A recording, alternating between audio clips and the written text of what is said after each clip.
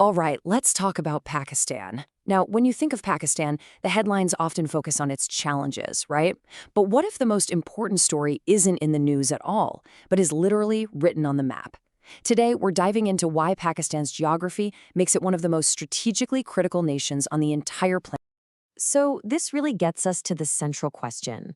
Despite all the persistent challenges, why can't the world just look away? Well, the answer has very little to do with temporary crises and everything to do with the one thing that never changes its location.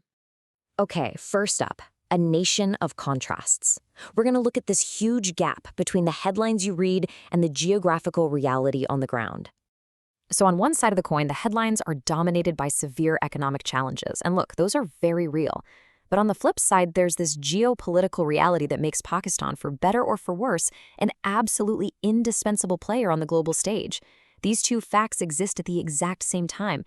And this brings us to its most fundamental asset, its geography. This one factor is where the story of its global importance really begins. Geographically, Pakistan is what experts call a natural bridge. It's a piece of land that physically sits between these massive population and economic centers of the East and the historically strategic regions of the West. It is, quite literally, a land corridor connecting different worlds. And just think about the sheer scale of what it's connecting. To its east, you've got India and China. That's nearly 3 billion people. To its west and north, you have the Middle East, Africa, and Europe. Billions more. And Pakistan is sitting right in the middle of all of it, like a giant geopolitical junction box. And this is the critical point. Any major power looking to build a land route to connect these huge regions, whether it's for trade, energy, or influence, they have to go through Pakistan. Geographically, there's just no way around it. This turns the country into an inescapable crossroads. We see it in action with China's reliance on the Gwadar Port and the China-Pakistani Economic Corridor. For India, any future land access to the Middle East or Europe would have to cross right through here. And even at sea, major global shipping lanes pass right by its coastline. Now, this geography doesn't just make it a bridge. It puts Pakistan at the very center of a high-stakes neighborhood, surrounded by major regional powers with their own massive ambitions. I mean, just look at the neighbors. It shares borders or is super close to China, a rising global superpower, India, one of the world's largest and fastest-growing markets, and Iran, a central player in global energy and regional geopolitics. It's a tough neighborhood for sure, but a globally important one. Now, that neighborhood alone would make any country important. But what happens when the nation at the center of it all is also a nuclear power? Because it's not just about location. Pakistan is a formidable, acknowledged nuclear power. It has a large, well-trained military and a modern air force. But its power isn't just in hardware. Its most dynamic, long-term asset, that might just be its people. Think about this. A staggering 65% of its population is under the age of 30. This youth bulge isn't just a number. It's a vast engine of human potential.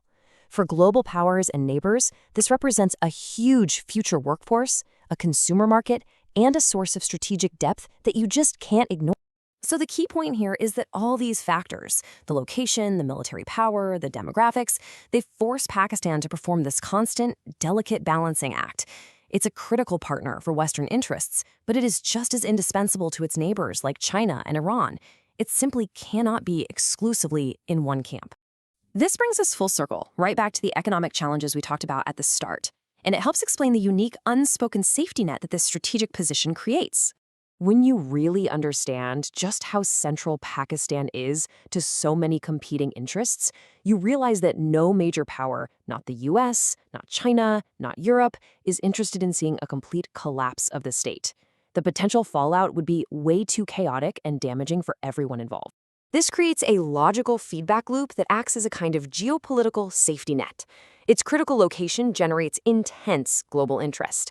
That interest demands regional stability, and regional stability absolutely requires a functioning, even if struggling, Pakistan. This is exactly why international support so often shows up in times of crisis. So let's bring all this together for the final point. What does this all mean for Pakistan's enduring role in the world, long after today's headlines are forgotten? It means that Pakistan's importance isn't just about current events or a particular government. It is a structural reality, hardwired by the unchangeable facts of the world map and cemented by its own considerable strategic assets. The ultimate takeaway is that Pakistan will remain a central player, a geopolitical pivot point for the foreseeable future. And that leaves us with the one enduring question that will define the coming decades.